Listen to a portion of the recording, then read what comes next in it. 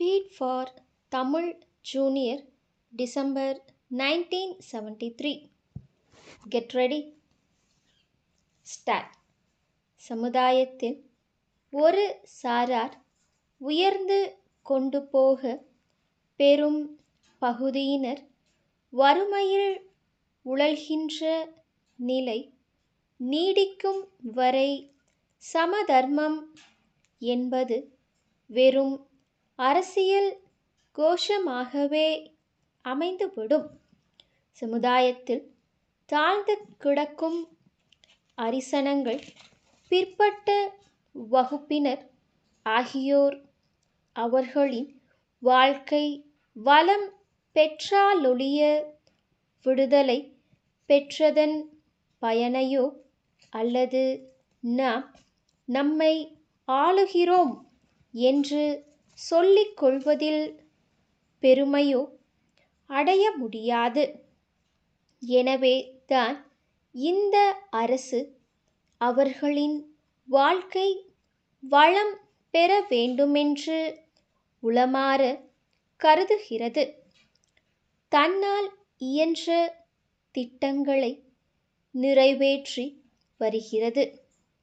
கல்வி நிலையங்களிலும் உத்தியோக துறையிலும் சலுகைகள் அளித்தல், அரசு நிலங்களை பட்டா செய்து கொடுத்தல், குடியிருப்பு நிலங்களை அவர்களுக்கே உடைமையாக்குதல், தமிழகம் முழுவதிலும் சொந்தமாக வீடு இல்லாதவர்களுக்கு குடியிருப்பு நிலம் வாங்கித் தருதல், உழுபவனுக்கு நிலத்தில் சொந்தம் என்ற நிலை ஏற்படுத்தல், தாழ்த்தப்பட்ட பெருமக்களை கோயில்களில் அறங்காவலர்களாகவும் அர்ச்சகர்களாகவும் நியமித்தல், குடிசைகளில் வாழ்வோருக்கு மாடி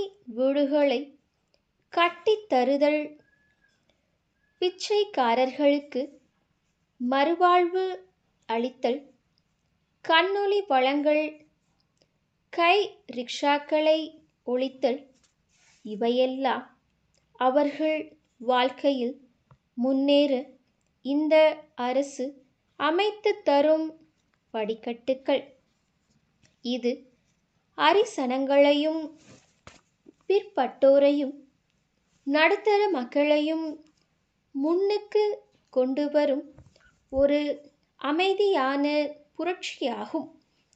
காழ்ப்புணர்ச்சியற்று நடுநிலைமையோடு நோக்கும் எவருக்கும் இந்த அரசின் சாதனைகள் விளங்கும்.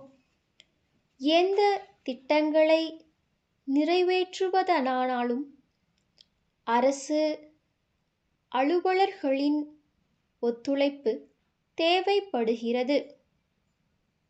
அவர்கள் ஊக்கமின்றி செயல்படுவார்களேயானால் எத்திட்டமும் சரிவர நிறைவேறாது. அரசு அமல்படுத்தும் எந்த வேலையானாலும் அவர்கள் அக்கறை காட்டுகிறார்கள். சென்ற ஆண்டு இறுதியில் ஏற்பட்ட வெள்ளத்தின் போது மாவட்ட நிர்வாகத்தினரும் அரசின் உயர்தர அதிகாரிகளும் விரைந்து செயல்பட்டதை பாராட்டாமல் இருக்க முடியாது. ஆகவேதான் தமிழ்நாடு நிர்வாகம் இந்தியாவிலேயே தலைசிறந்த நிர்வாகம் என்று போற்றப்படுகிறது.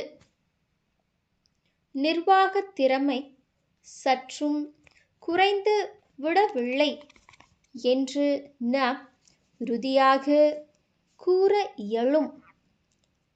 குறைந்துவிட்டது என்று கூறுவது அரசியல் நோக்கத்துடன் என்பது நடுநிலையாளர்கள் அனைவருக்கும் புரியும். உணவு உற்பத்தியில் நாம் தன்னிறைவு பெற்று விளங்குகிறோம். உணவுப் பொருட்கள் கிடைக்கவில்லை என்ற நிலை இல்லை.